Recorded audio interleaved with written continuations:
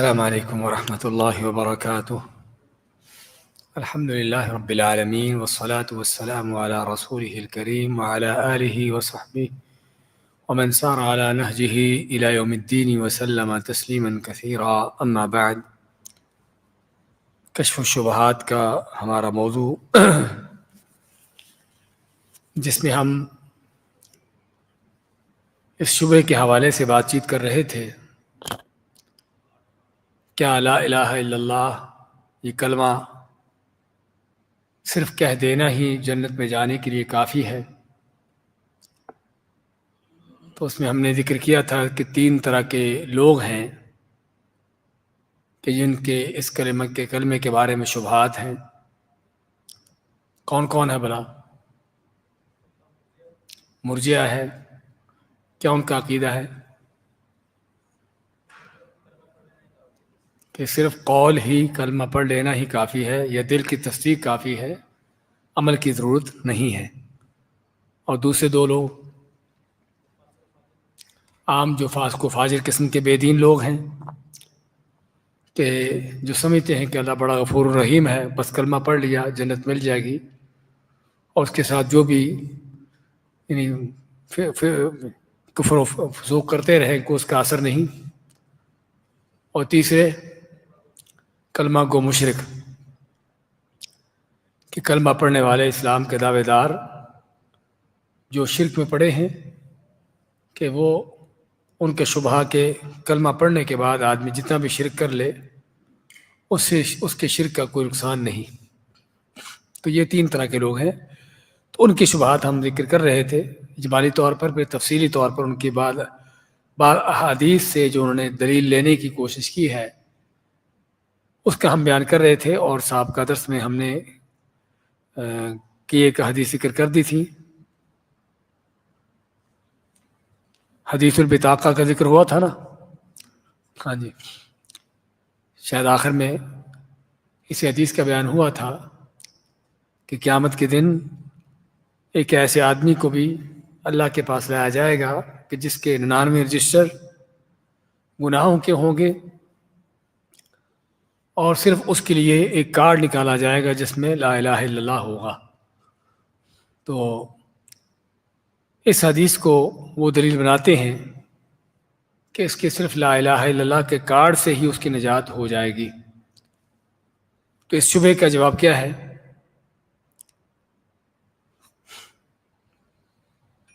ہاں جی، ہاں جی، ہاں، اس میں حدیث میں پہلی بات تو یہ ہے کہ اللہ بات ہے کہ ان لک عندنا حسنات، کہ ہمارے پاس تیرے لیے نیکیاں ہیں۔ تو یہ لفظی معنی دیتا ہے کہ کلمے کے علاوہ بھی نیکیاں ہیں، اور اس کے علاوہ کہ کلمہ جو ہے اسی وقت اس کے لیے کارآمد ہوگا جب اس کے تقاضوں کو پورا کیا ہوگا، کیونکہ ورنہ تو منافقین بھی کلمہ پڑھتے ہیں، ان کے کام کیوں نہیں آیا؟ اس کا کلمہ اتنا وزنی کیوں ہو گیا؟ کلمہ ہی ہے نا، وہ بھی منافق بھی تو کلمہ پڑھتے ہیں نا، تو اس کے پاس بھی وہ کلمے ہی کا کارڈ ہے۔ کیا فرق دونوں کے اندر؟ ہاں، فرق یہی ہے کہ اس نے کلمے کے اوپر اس کے تقاضوں کو پورا کیا ہے، منافق اس کے خلاف چلتے ہیں، فرق یہ ہے۔ ورنہ تو منافق صرف ایک دفعہ نہیں، وہ تو کتنی بار کلمے پڑھتے ہیں، لیکن ان کے ہاں کلمے کام نہ آئے، لیکن اس کو کام آیا، وجہ صرف یہی کہ اس کے کلمے کے تقاضوں کو پورا کیا۔ اس کے بعد 5 نمبر حضرت ابو ذر کی حدیث، ہاں جی، لے لی تھی ہم، چلو دہرا لیتے ہیں۔ ابو ذر کی حدیث میں کیا ہے کہ اب کہ میرے پاس میرے رب کی طرف سے آدمی آنے والا آیا، اس نے کیا خبر دی کہ میری امت میں سے جو شرک نہ کرتے ہوئے مر جائیں گے، داخل ہو جائیں گے، جنت میں داخل ہوں گے۔ میری امت میں سے وہ لوگ جنہوں نے شرک نہ کیا ہوگا اور اس حالت میں فوت ہوں گے تو جنت میں داخل ہوں گے۔ اب ابو ذر فرماتے ہیں کہ وہ ان زنا و ان سرق، کہ اگرچہ وہ زنا کرے اور چوری کرے تو اب میں کہ ہاں اگرچہ وہ زنا کرے اور چوری کرے تب بھی جنت میں داخل ہوگا. اس میں کیا دلیل ہے ان کے لیے؟ کیا شبہ ان کا کہ وہ جنت میں داخل ہوگا کہ جس نے شرک نہ کیا ہوگا. جس نے شرک نہ کیا ہوگا جنت میں داخل ہوگا. تو اس شبے کا جواب کیا ہے؟ ہاں جی، جنت میں داخل ہونے کا ذکر کیا تھا ہم نے. ضروری نہیں کہ وہ اس کا جنت میں داخلہ ابتدائی طور پر ہی ہو جائے. ہاں جنت میں داخل ہونے کا بیان ہے، لیکن کب ہے؟ ممکن ہے کہ سزا، اپنے اعمال کی سزا پانے کے بعد، اپنے گناہوں کی سزا پانے کے بعد. اور دوسرا اس میں حدیث میں یہ بھی ہے کہ جس نے میری امت میں سے شرک نہ کیا ہوگا. اس میں اعمال کا بیان نہیں ہوا کہ اس نے عمل کو کیا کہ نہیں کیا. عمل کی نفی نہیں ہے. یہ نہیں فرمایا کہ اس نے کوئی نیکی نہیں کی. ہاں اس کے گناہوں کا بیان ہوا ہے. زنا چوری کا جو کبیرہ گناہ ہے، اللہ تعالیٰ چاہے تو اپنے فضل سے معاف کر دے، چاہے تو اس کی سزا دے دے. سمجھے نا؟ لیکن اس میں عمل کی نفی نہیں ہے کہ اس نے کوئی عمل نہیں کیا ہوگا. تو اس میں کوئی دلیل نہیں ہے اس چیز کی کہ واقعی اس نے کوئی عمل نہیں کیا. چھٹی حدیث جو حذیفہ رضی اللہ تعالیٰ عنہ کی ہے، قال رسول اللہ صلی اللہ علیہ وسلم یاتی علی الناس زمان لا یعرفون فیہ صلاۃ ولا زکاۃ ولا صوما ولا حجا، کہ لوگوں پر ایسا زمانہ آئے گا کہ جس میں لوگ نہ نماز جانتے ہوں گے، نہ زکوٰۃ، نہ روزہ، نہ حج، الا الشیخ الکبیر والعجوز الکبیرہ، سوائے کو بوڑھا آدمی اور کو بوڑھی عورت. یقولون ادرکنا آباءنا وهم یقولون لا الہ الا اللہ. وہ بوڑھا آدمی بوڑھی عورت کیا کہیں گے؟ بوڑھا آدمی بوڑھی عورت وہ کہیں گے، نوجوان نہیں، ان کو پتہ ہی نہیں کلمے کا یا دین کا. صرف بوڑھے مرد یا عورت وہ کہیں گے کہ ہم نے اپنے باپ دادوں کو پایا تھا کہ جو لا الہ الا اللہ کہتے تھے. وهم لا يدرون صلاۃ ولا زکاۃ ولا حج ولا صوم، لیکن ان کو کسی زکوٰۃ، نماز، روزے، حج کا کو پتہ نہ ہوگا. فقال ينجيهم من النار، تو ان کے لیے کلمہ لا الہ الا اللہ جو ہے ان کو آگ سے بچانے کا ذریعہ ہوگا. یہ کلمہ لا الہ الا اللہ ان کو آگ سے بچا لے گا. حدیث کے الفاظ. اس میں شبہ کیا ہے کہ حدیث میں ہے کہ کسی بھی نیک عمل کے بغیر صرف کلمہ توحید ہی آگ سے بچنے کے لیے کافی ہوگا. ان لوگوں کے لیے جن کا ذکر ہوا ہے، ان کے لیے صرف کلمہ توحید ہی جہنم سے بچنے کے لیے کافی ہوگا بغیر کسی عمل کے. کیونکہ نماز، روزے، حج، زکوٰۃ کو تو جانتے نہیں ہوں گے، تو جانتے نہیں کہ پڑھیں گے کیا، کریں گے کیا. تو یہ شبہ ہے. جواب کیا ہے؟ شیخ ابن عثیمین رحمۃ اللہ علیہ فرماتے ہیں ان لوگوں کو لا الہ الا اللہ کے کلمے نے اس لیے آگ سے نجات دلا دی کہ انہیں اسلام کی تعلیمات نہیں پہنچی. حدیث کے صاف الفاظ ہیں، لا یدرون، جانتے ہی نہیں کہ نماز کیا ہوتی، روزہ کیا ہوتا ہے، زکوٰۃ کیا ہوتا ہے، جانتے ہی نہیں، پتہ ہی نہیں ان کو. تو ان تک اسلام کی دین کی تعلیمات پہنچی ہی نہیں. چنانچہ جو انہیں علم ہوا انہوں نے اس پر عمل کر لیا. ان کو لا الہ الا اللہ کا پتہ چلا، ہاں اس پر چلے، یعنی کہ اس کلمے کو پڑھ لیا انہوں نے، لیکن باقی چیزوں کا ان کو پتہ ہی نہیں تھا کہ باقی بھی دین کے اندر کوئی چیز ہے. تو نہ ان کو پتہ تھا، نہ انہوں نے کوئی چیز کی. اور ان کا حال ان لوگوں جیسا ہے کہ جن تک کوئی دعوت نہ پہنچی ہو. ان کا حال ان لوگوں جیسا ہے جن کے پاس کوئی دعوت پہنچی ہی نہ ہو. یعنی کسی ایسے زمانے میں آئے ہوں کہ جب کوئی کسی نبی کی تعلیمات باقی نہ رہی ہوں، یا اس علاقے میں نہ ہوں، یا ایسے علاقے میں ایسی جگہ پر آئے ہوں کہ جہاں پر کسی طرح کا کوئی دین کی تعلیمات نہ تھی. تو علماء کی دائمی کمیٹی کا فتویٰ ہے کہ اس طرح کی احادیث صرف ان لوگوں کے متعلقہ ہیں کہ جو کسی عذر کی وجہ سے عمل نہ کر سکے. عذر کیا ہے؟ شیخ ابن عثیمین رحمۃ اللہ علیہ دوسری جگہوں پر ذکر کرتے ہیں کہ عذر دو طرح کے عذر جو ہے ان لوگوں کے لیے ہے کہ جن کو کسی طرح کی تعلیمات حاصل کرنے کا ان کے پاس کوئی موقع تھا ہی نہیں، نہ ان کو بتانے والا اور نہ خود ان کے پاس کوئی علم حاصل کرنے کا کوئی ذریعہ تھا. یا آدمی کسی ایسے علاقے میں، جنگلوں میں، صحراؤں میں، ایسے کسی دنیا کے کونے میں پیدا ہوا کہ جہاں پر دین نام کی کوئی چیز نہیں، اسلام نام کی کوئی چیز نہیں. وہ جس ماحول میں پیدا ہوا اسی میں مر گیا. اس کو کچھ پتہ نہیں کہ کوئی توحید ہوتی ہے، کوئی لا الہ الا اللہ ہوتا ہے، یا کوئی نماز روزہ یا کوئی اس طرح کی چیزیں ہیں. تو یا انہوں نے لا الہ الا اللہ کا پتہ چل گیا، ان کو باقی چیزوں کو کچھ پتہ نہ چلا، اور نہ ہی ان کو بتانے والا اور نہ ہی ان کو کوئی علم حاصل کرنے کا ان کے پاس کوئی ذریعہ. تو یہ وہ لوگ ہیں کہ جن کا عذر ہے. لیکن اگر وہ ایسے لوگ ہوں کہ جو ایسے زمانے میں پائے جاتے ہوں کہ جہاں پر کوئی نہ کوئی توحید بتانے والا ہو، کوئی نہ کوئی ان کے شرک کی تردید کرنے والا ہو،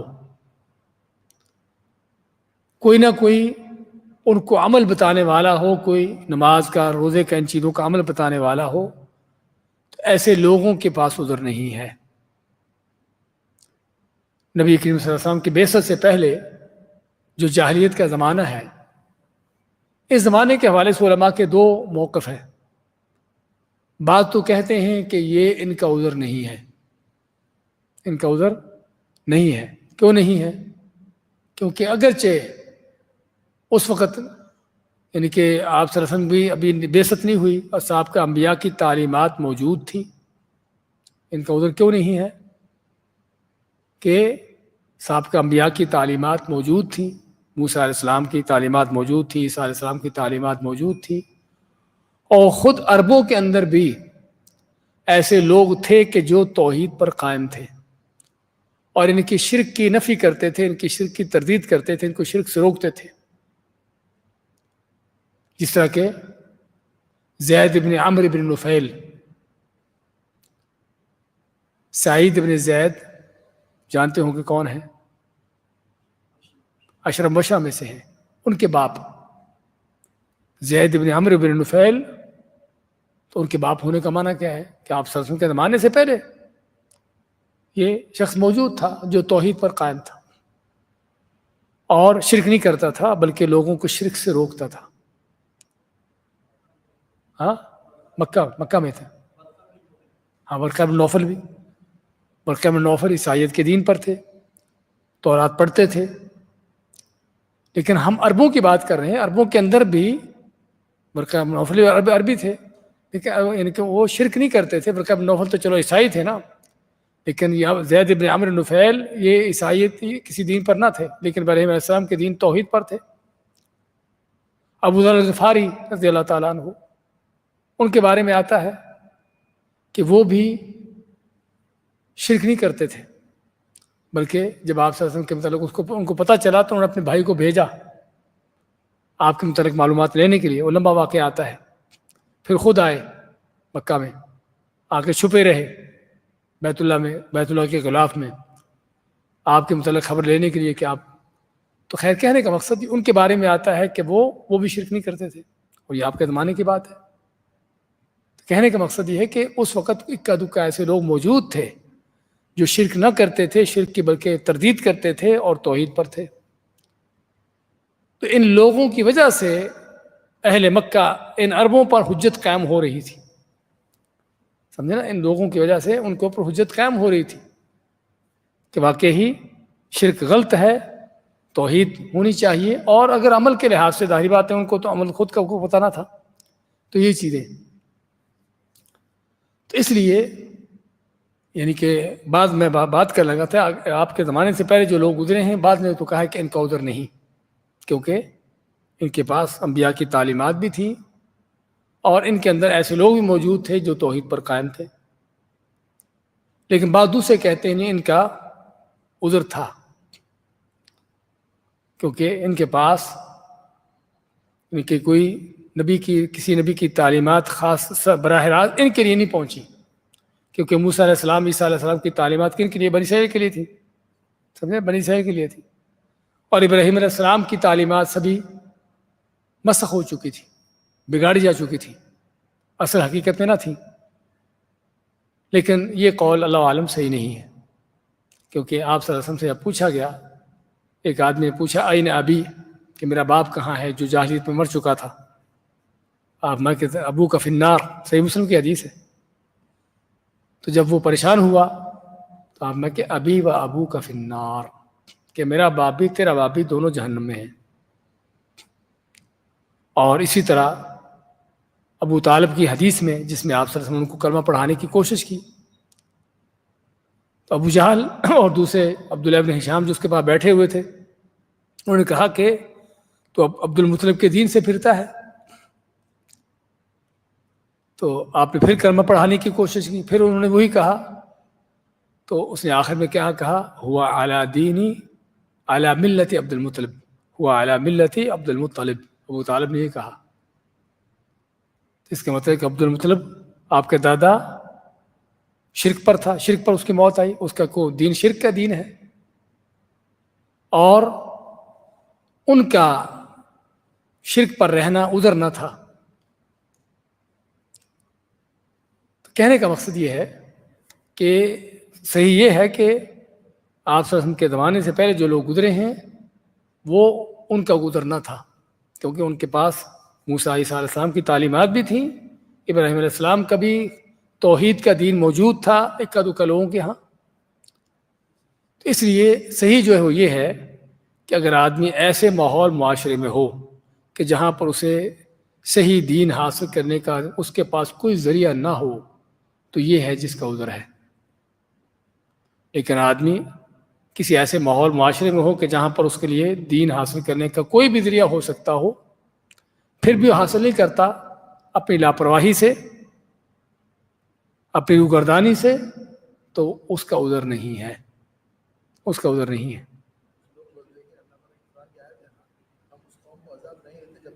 ہاں وہ بھی ہے، جی ہاں، وما كنا معذبین حتی نبعث رسولا، جن لوگوں نے آپ سے پہلے، آپ کے زمانے سے پہلے جو لوگ گزرے ہیں، ان کے یہ دلیل پیش کی ہے۔ لیکن حقیقت میں نبعث رسولا کا معنی ضروری نہیں کہ رسول ان کے اندر موجود ہو۔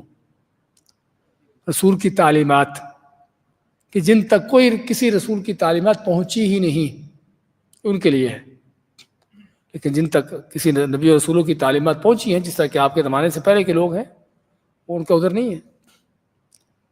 تو یہ ہے اس حدیث کے حوالے سے کہ جن کو روزہ حج زکوٰۃ کچھ بھی نہیں تھا، نماز وغیرہ، ان کے لیے ان کو پتہ ہی نہیں تھا ان چیزوں کا، اور نہ ان کو کوئی بتانے والا تھا، نہ ان کو علم ہو سکا، تو اس لحاظ سے یہ معذور ہیں۔ جی ہاں۔ ساتویں، اگر کوئی شخص کلمہ پڑھ کر کوئی نیک عمل کرنے سے پہلے فوت ہو گیا تو ایمان پر فوت ہوگا، یعنی ایک آدمی فوت ہونے سے پہلے اسے کلمہ پڑھا اور فوت ہو گیا تو اس کی موت ایمان پر ہے۔ دلیل کیا ہے؟ کہ رسول کریم صلی اللہ علیہ وسلم نے ابو طالب کو کہا یا عم قل لا الہ الا اللہ کلمۃ اشہد لک بها عند اللہ، اے چچا جان لا الہ الا اللہ کہہ دو تاکہ اس کلمہ اللہ تعالیٰ کے ہاں تمہارے لیے اس کلمہ کی گواہی دے سکوں، گواہی دے سکوں کہ اس نے کلمہ پڑھا تھا۔ تو اس سے شبہ کیا پیدا کرتے ہیں کہ اس حدیث میں ہے کہ اگر ابو طالب کلمہ پڑھ لیتا تو یہ کلمہ روز قیامت اس کی نجات کا ذریعہ بن جاتا، اگرچہ اس نے کوئی بھی نیک عمل نہیں کیا تھا۔ یعنی موت سے پہلے اس کو کلمہ پڑھایا جا رہا ہے، تو اگر کلمہ پڑھ کے مر جاتا تو ظاہری بات نیک عمل تو اس نے کوئی نہ کیا تھا، لیکن اس کلمے سے اس کی نجات ہو جاتی۔ اور اس طرح کے واقعات بہت سے ہیں، صرف ابو طالب کا نہیں، اور بھی کئی واقعات آپ کو ملیں گے۔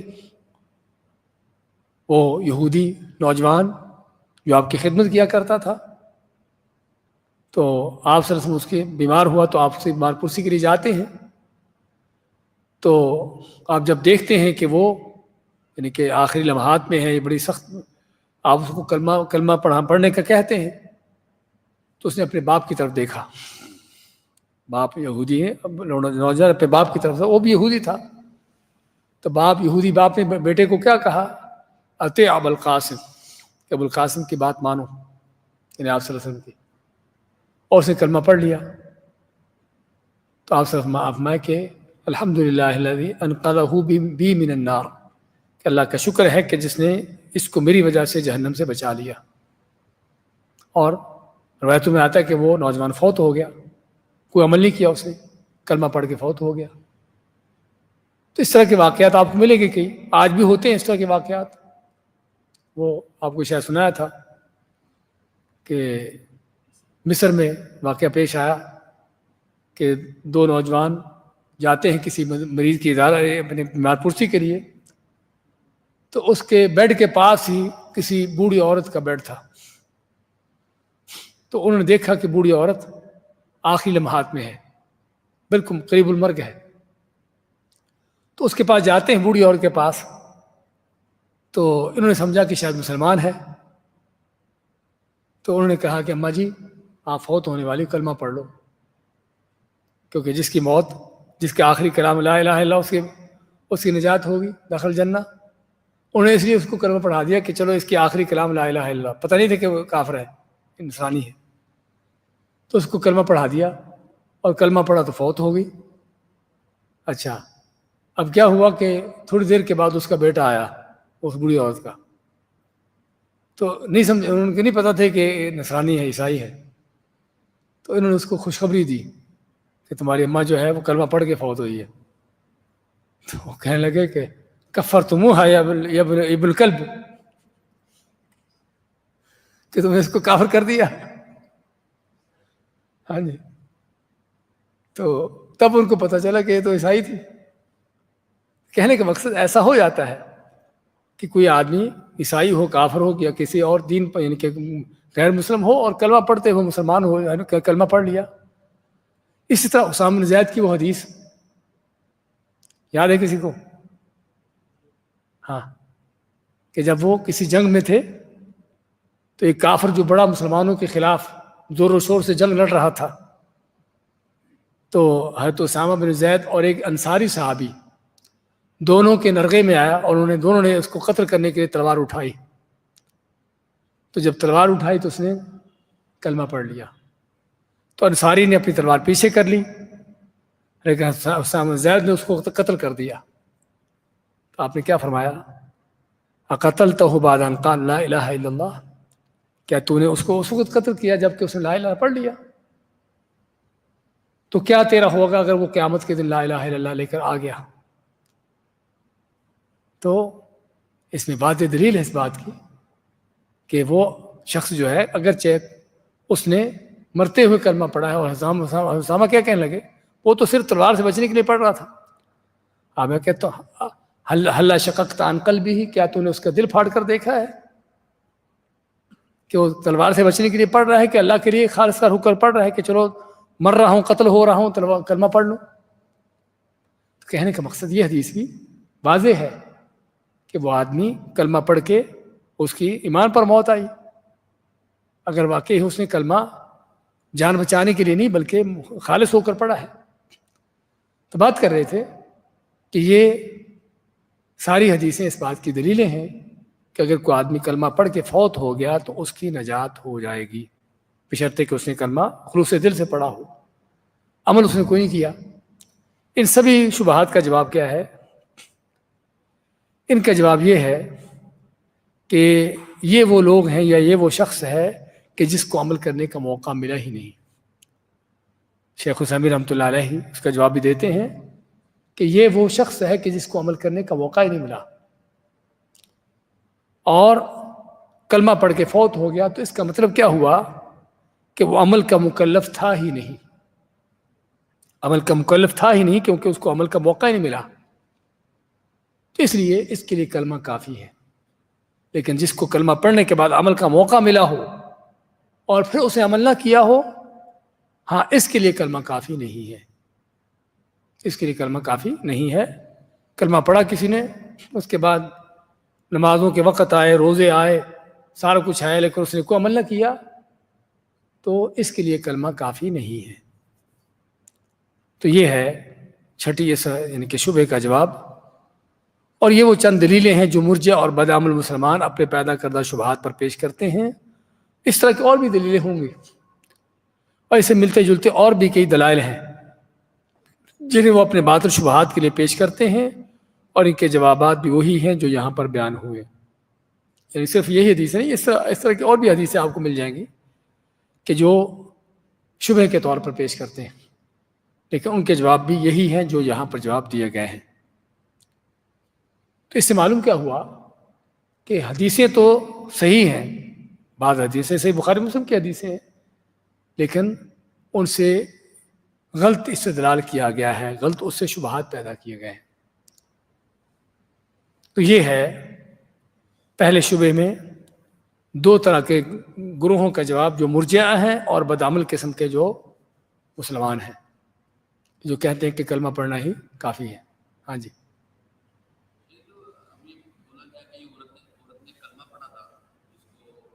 ہاں نہیں وہ عربی عورت تھی، اس کو پتہ تھا لا الہ الا اللہ۔ ہاں وہ بھی ظاہر عرب تھا۔ نہیں نہیں وہی نا، سامنے تو یہ نہیں کہا نا، سامنے تو یہ کہا کہ اس نے صرف تلوار سے ڈر کے پڑھا ہے۔ تو آپ صلی اللہ علیہ وسلم نے کیا فرمایا؟ کیا تو نے اس کا دل پھاڑ کر دیکھا ہے کہ تلوار کے ڈر سے پڑھا ہے، یا ویسے ہی اس نے اللہ کے لیے پڑھ لیا ہو، دیکھا ہو کہ قتل ہو رہا ہوں اور کلمہ پڑھ لوں؟ سمجھے نا، ممکن ہے، یہ بھی ہو سکتا ہے۔ اب وہ تو اللہ تعالیٰ بہتر جانتا ہے کہ اس کا معاملہ کیا تھا۔ آپ صلی اللہ علیہ وسلم نے بھی اس کے بارے میں کوئی دو ٹوک نہیں کہا، آپ نے یہی کہا کہ اگر وہ قیامت کے دن کلمہ لے کر آ گیا، اور آئے گا کب؟ جب اس نے کلمہ واقعی ہی خلوص دل سے پڑھا تھا، یعنی مسلمان ہوتے ہوئے پڑھا ہو، صرف تلوار سے بچنے کے لیے نہیں۔ تو پھر کلمہ لے کر آئے گا تو تم کیا کرو گے؟ تو یہ ہے۔ اچھا، اس کے بعد آگے چلتے ہیں تھوڑا۔ تیسرا گروہ ہے لا الہ الا اللہ کو کافی سمجھنے والا جنت میں جانے کے لیے، جو کلمہ گو مشرکوں کا ہے۔ ان کا شبہ بھی اسی کلمے کے بارے میں ہے، لیکن ان کا شبہ پہلوں سے مختلف ہے۔ پہلے دو گروہوں کا شبہ تھا اس لحاظ سے کہ بد عملی، عمل کی ضرورت نہیں، کہ کلمہ پڑھ کے عمل کی ضرورت نہیں۔ ان کا شبہ جو ہے وہ کلمہ پڑھ کے جو بھی شرک کر لو، اس شرک کا کوئی نقصان نہیں۔ ان کا شبہ یہ ہے کہ کلمہ پڑھ لیا تو شبہ اسی کلمے کے حوالے سے ہی ہے، اسی لیے تینوں کو اکٹھا ذکر کیا ہے۔ لیکن پہلے دونوں کا شبہ بد عملی کا تھا کہ کلمے کے ساتھ عمل کی ضرورت نہیں۔ لیکن ان کا شبہ جو کلمہ گو مشرکوں کا ہے وہ یہ کہ کلمے کے ساتھ شرک کا کوئی نقصان نہیں، کلمہ پڑھ لیا تو اس کے بعد جو شرک کرتے جاؤ اس کا کوئی نقصان نہیں۔ ان کا شبہ یہ ہے۔ تو چنانچہ شرک کی دعوت دینے والے اور شرک کی نشر و اشاعت کرنے والے لوگوں کا پروپیگنڈا یہ ہے کہ جس شخص نے کلمہ لا الہ الا اللہ پڑھ لیا وہ مسلمان ہے، خواہ وہ کتنے ہی شرکیہ و کفریہ اعمال کرے، کچھ بھی کفر و شرک کرتا رہے، کوئی نقصان نہیں۔ جیسا کہ مردوں سے دعائیں کرنا اور مشکلات میں ان سے فریادیں کرنا، اور طاغوت اللہ تعالیٰ کے سوا جن کی پوجا کی جاتی ہے ان سے کفر نہ کرنا۔ اکثر لوگوں کا یہ حال ہے کہ کلمہ پڑھ کے اوروں کو پکار رہے ہیں، مردوں کو پکارتے ہیں، ان کو اپنے حاجت روا مشکل کشا مانتے ہیں، اور اللہ کے سوا اوروں کا انکار نہیں ہے، اوروں کی عبادت کا انکار نہیں ہے۔ تو جو ہے یہ سبھی ان کے اس طرح کے کفر و شرک کا کوئی نقصان نہیں، اور یہ ایسا کرنے سے اسلام سے خارج نہیں، اور آخرت میں یہ جنتی ہوں گے۔ یہ عموماً جو کلمہ گو مشرک ہیں ان سبھی کا یہی تصور ہے، یہی عقیدہ ہے۔ اور اس سلسلہ میں کلمہ گو مشرکوں کے شبہات کیا ہیں، ان کے جوابات کیا ہیں؟ سب سے پہلے تو صاحب کا جو ہم نے حدیث آیات ذکر کی ہیں ان کے شبہات بھی یہی ہیں کہ کلمہ پڑھ لیا جنت میں داخل ہو گیا، بس اس کے بعد کچھ بھی کیا ہو اس کا کوئی نقصان نہیں۔ تو سابقہ صفحات میں مذکورہ اور ان جیسی دوسری احادیث کے ظاہری الفاظ کو دلیل بناتے ہیں جن میں آیا ہے کہ جس سے کسی نے اپنی زبان سے شہادتین کلمہ طیبہ کا اقرار کر لیا وہ جہنم کی آگ پر حرام ہو گیا اور جنت میں داخل ہو گیا۔ سابقہ حدیثوں سے انہوں نے یہ دلیل لی ہے۔ دو فرقوں کا تو دلیل یہ تھی کہ عمل کی ضرورت نہیں۔ ان کا شبہ کیا ہے کہ کلمہ پڑھنے کے بعد کچھ بھی شرک و کفر کیا اس کا کوئی اثر نہیں، اس کا کوئی نقصان نہیں، بلکہ جنت میں داخل ہوگا۔ اس کا جواب کیا ہے؟ اس شبہ کا جواب دیا جا چکا ہے کہ صرف کلمہ توحید کے الفاظ کہہ دینا ہی کافی نہیں، بلکہ اس کے تقاضوں کو پورا کرنا ضروری ہے۔ کلمہ لا الہ الا اللہ کے دو رکن ہیں، لا الہ کہ جس میں اللہ تعالیٰ کے سوا ہر طرح کے معبودوں کی نفی ہے اور شرک اور مشرکوں کا انکار ہے، اور دوسرا اس کا رکن الا اللہ کہ جس میں صرف ایک اللہ کی وحدانیت اور اس کی عبادت کے لائق ہونے کا اقرار ہے، جبکہ کلمہ پڑھ کر بھی شرک کرنے والا کلمہ کے انتقادوں کا انکار اور اپنے دعوے توحید کو جھٹلا رہا ہے۔ یعنی لا الہ الا اللہ کہہ کر وہ غیر اللہ کی عبادت کر کے لا الہ کی اس کے تقاضوں اس کے خلاف ہے، بلکہ الا اللہ کے بھی خلاف ہے، توحید کو جھٹلا رہے، لہذا ایسے شخص کا کلمہ پڑھنے کا اس کے اللہ تعالیٰ کے ہاں اس کا کوئی فائدہ نہیں، کیونکہ کلمہ جو پڑھا ہے اس نے اور اس کا عمل اس کے برخلاف ہے، اپنے کلمے کو جھٹلا رہا ہے۔ اس لیے اس کے لا الہ الا اللہ پڑھنے کا فائدہ نہیں، کیونکہ لا الہ کا معنی تو یہ ہے کہ صرف ایک اللہ کی عبادت کی جائے، اوروں کا انکار کیا جائے۔ اس نے نہ اوروں کا انکار کیا ہے نہ اوروں کی عبادت سے رکا ہے، اس لیے پہلا شبہ اس کا یہ۔ دوسرا شبہ کیا ہے؟ یہ لوگ بعض ایسی آیات اور احادیث کو حجت بناتے ہیں کہ جن میں امت مسلمہ کی بہتری، استقامت اور غلبہ کا بیان ہے، یعنی آیتیں ہیں، حدیثیں ہیں کہ جس میں امت مسلمہ کے حوالے سے گواہی دی گئی ہے کہ امت بہتر ہے، افضل ہے، ان کا غلبہ رہے گا اور یہ ہدایت پر، ایمان پر رہے گی۔ اس طرح کی حدیثیں، آیتیں، جس کا معنی یہ لیا جاتا ہے کہ امت مسلمہ ہمیشہ کے لیے توحید پر قائم رہے گی اور اس میں شرک پیدا نہیں ہوگا۔ تو انہی آیات اور احادیث میں سے چند ایک کا یہاں پر ذکر کیا جاتا ہے۔ اللہ تعالیٰ کا فرمان ہے کنتم خیر امت اخرجت للناس، کنتم اے مسلمانوں تم خیر امت، سب سے بہتر امت ہو جسے لوگوں کے لیے پیدا کیا گیا۔ اسی طرح اللہ تعالیٰ کا فرمان وَكَذَلِكَ جَعَلْنَاكُمْ أُمَّةً وَسَطًا، کیا معنی؟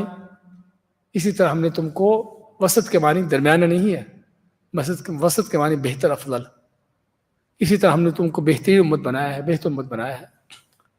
تو دونوں آیتوں کے اندر اس امت کی بہتری کا بیان ہے، اس امت کی فضیلت، اس کی افضلیت کا بیان ہے۔ تو بہتر ہونے کا تقاضا یہ ہے کہ کفر و شرک نہ ہو، کیونکہ ممکن نہیں کہ آدمی کافر ہو اور بہتر ہو، مشرک اور بہتر ہو۔ تو ان آیتوں سے انہوں نے یہ استدلال لیا ہے کہ اللہ تعالیٰ نے امت کے لیے بہتری کا بیان کیا کہ بہترین امت ہو، اور بہترین ہونے کا تقاضا یہی ہے کہ ان کے اندر کفر و شرک نہ ہو۔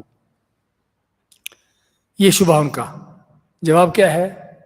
اللہ تعالیٰ نے اس امت کے بہتر ہونے کی 3 شرطیں بیان کی ہیں۔ کنتم خیر امت اخرجت للناس تأمرون بالمعروف وتنہون عن المنکر وتؤمنون باللہ، یہ 3 شرطیں ہیں اس امت کے بہتر ہونے کی۔ تو جو لوگ ان تینوں شرطوں پر قائم رہیں گے ان کا شمار اس خیر امت میں ہوگا، اور جو لوگ ان شرطوں پر قائم نہ رہیں گے ان کا شمار اس خیر امت میں سے نہیں ہوگا، اگرچہ وہ کلمہ پڑھتے رہیں۔ حتیٰ کہ زمانہ نبوت میں کے منافقین مسلمانوں میں شمار کیے جاتے تھے، لیکن خیر امت کی شرط پوری نہ کرنے کی وجہ سے وہ کلمہ پڑھنے کے باوجود بھی اس میں شریک نہ ہوئے۔ یعنی کیا منافقین خیر امت ہے؟ ہاں، اس میں شریک نہیں۔ کس وجہ سے؟ اپنی منافقت اور کفر، شرک کی وجہ سے۔ اللہ تعالیٰ نے ان کو کافر فاسق قرار دیا ہے، ان منافقوں کو کافر فاسق قرار دیا ہے، اور نبی کریم صلی اللہ علیہ وسلم کو ان کا جنازہ بھی پڑھنے سے روک دیا، منع کر دیا۔ وَلَا تُصَلِّ عَلَىٰ أَحَدٍ مِّنْهُمْ مَاتَ أَبَدًا وَلَا تَقُمْ عَلَىٰ قَبْرِهِ إِنَّهُمْ كَفَرُوا بِاللَّهِ وَرَسُولِهِ وَمَاتُوا وَهُمْ فَاسِقُونَ۔ دلیل ہے بہت بڑی کہ پہلے تو اللہ تعالیٰ نے آپ کو منع کر دیا کہ ان کے جنازہ نہیں پڑھا، پھر وجہ بیان کی۔ کیا وجہ ہے؟ کہ انہوں نے کفر کیا اللہ اس کے رسول سے، اور فسق کی حالت میں فاسق ہو کر مر گئے۔ تو اس سے پتہ چلا کہ یہ منافق اگرچہ کلمہ پڑھتے تھے لیکن کلمے کے جب تقاضوں کے خلاف تھے، شرطیں پوری نہیں کی تھیں اس امت میں خیر امت ہونے کی، تو اللہ نے ان کو کافر بھی قرار دیا اور ان کو فاسق قرار دیا۔ اسی طرح منافقین کے بارے میں دوسری آیت میں کہ جہنم کے بدترین عذاب میں ہوں گے، ان المنافقین فی الدرک الاسفل من النار، کہ منافق جو ہیں جہنم کے سب سے نیچے درجوں میں ہوں گے، جو سب سے بدترین عذاب ان کے لیے۔ تو اس بات کی دلیل ہے کہ ان منافقوں کا کلمہ پڑھنا ان کو کفر سے نہ بچا سکا، بلکہ کلمے کے جب اس کے برخلاف تھے تو اللہ نے ان کو کافر فاسق کہا ہے۔ اسی طرح تیسرے حدیث جو ہے آپ صلی اللہ علیہ وسلم کا فرمان، انی واللہ ما اخاف علیکم ان تشرکوا بعدی، صحیح بخاری مسلم کی حدیث میں آپ فرماتے ہیں کہ اللہ کی قسم مجھے اس بات کا خطرہ نہیں کہ تم میرے بعد شرک کرو، یعنی آپ نے مایا کہ تم میرے بعد شرک کرو، مجھے اس بات کا خطرہ نہیں ہے۔ اس کا معنی کیا ہوا کہ آپ صلی اللہ علیہ وسلم کے اس امت سے شرک کا خطرہ نہیں ہے، اسی لیے یہ شبہ پہ کہ مسلمانوں میں شرک کی نفی کی گئی ہے، لہذا اس امت میں شرک نہیں ہوگا۔ جواب کیا ہے؟ ابن حجر رحمۃ اللہ علیہ فرماتے ہیں کہ مجموعی طور پر یہ امت شرک میں مبتلا نہیں ہوگی۔ جہاں بھی اس امت کے حوالے سے آتا ہے کہ شرک میں نہیں پڑے گی، وہ مجموعی سمراد یعنی عموماً امت جو ہے وہ شرک میں نہیں پڑے گی، اگرچہ بعض لوگ شرک کریں گے، بعض لوگ شرک میں مبتلا ہوں گے، لیکن عموماً امت جو ہے شرک میں مبتلا نہیں ہوگی، جیسا کہ دوسری حدیث میں بیان ہوا ہے۔ یا پھر آپ کا خطاب صحابہ اکرام کے لیے خاص ہے،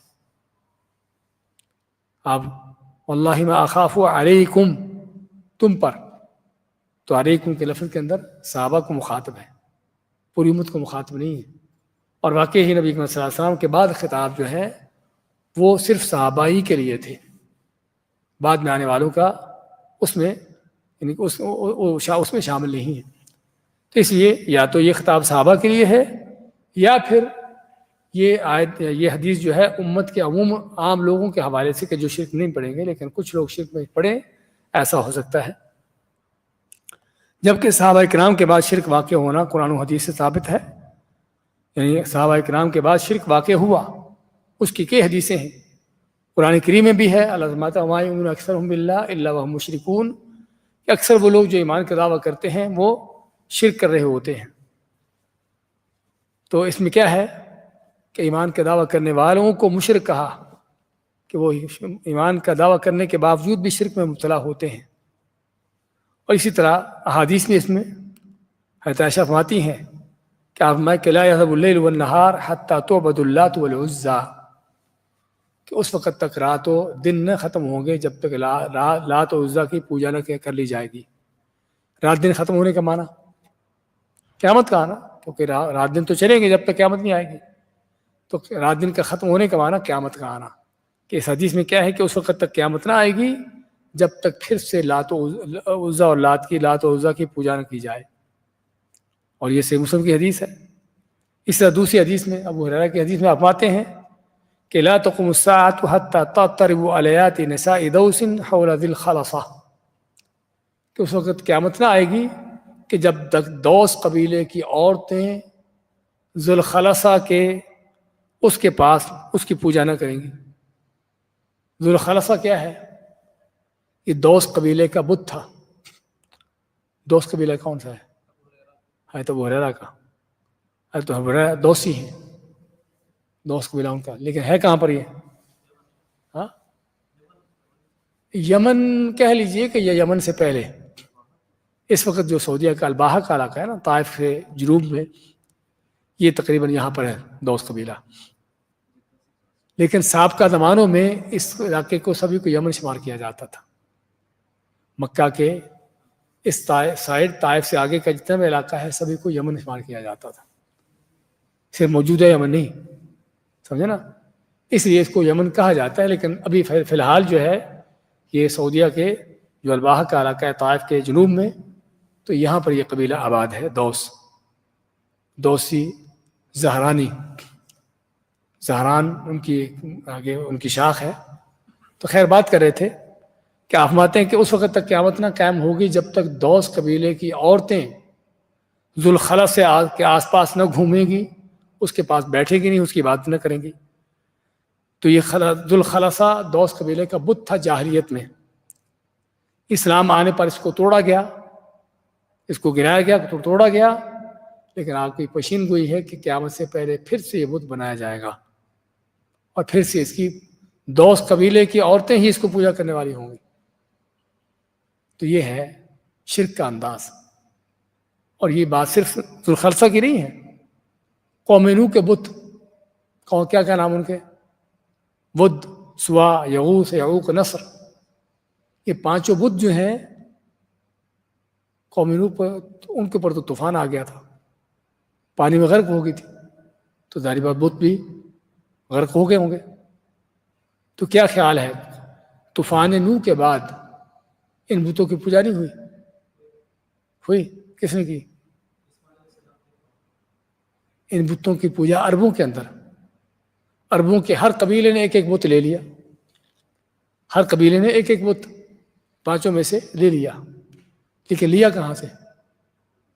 وہ تو طوفان نوح سے تو ہر چیز غرق ہو گئی تھی، تو یا تو انہی بتوں کو اٹھا لے، کیونکہ پتھر ہے، پانی سے وہ پتھر کے پانی کا کیا اثر، تو یا تو ان کو وہ بت ہی مل گئے، انہی کو اٹھا کر لے آئے اور ان کو یہ جو نام تھے بت سوا ان پر دے دیے، یا پھر فرضی طور پر بت بنا لیے، اور یہ چیزیں ہو رہی ہیں ہندوؤں کے ہاں۔ اکثر مورتیاں جو اکثر بلکہ سبھی مورتیاں جو پڑی ہیں وہ کیا ہے؟ فرضی مورتیاں ہیں، فرضی مورتیاں ہیں ان کی، جن کو اللہ کے اوتار سمجھتے رہے ہیں کہ بھگوان کے اوتار ہیں، وہ کسی نے دیکھا نہیں دیکھا کہ فرضی طور پر اس کی مورتی بنا لی۔ بھئی فرضی طور پر تو چاند ستاروں کی مورتیاں بنی ہوئی ہیں، سوریہ کی مورتی ہے، سمجھے، ستاروں کی مورتیاں ہیں جن کی پوجا ہوتی ہے، مورتی بنی کیا تھا۔ اب ستارے کی مورتی ہے کہ انسان کی شکل میں ستارہ ہو یا کسی اور کی شکل میں ستارہ ہو، لیکن ان کی مورتیاں بنی، ان کی پوجا ہو رہی ہے۔ تو اس لیے یہاں پر بات کر رہے تھے کہ ذوالخلفہ صرف نہیں دوبارہ اس کا لوٹنا، بلکہ عموماً لات عزا کی بھی آپ سن رہے ہیں کہ آپ فرماتے کہ پھر سے لات عزا کی پوجا ہوگی۔ اب حالانکہ لات عزا تو آپ نے توڑوا دیے تھے، اس کا مطلب کہ پھر سے ان کو بنایا جائے گا، پھر سے ان کو بنایا جائے گا اور لوگ ان کی پوجا کریں گے۔ ہاں جی، کافی اتنا کہ آگے چلیں، آگے بھی اور دلائل ہیں کافی۔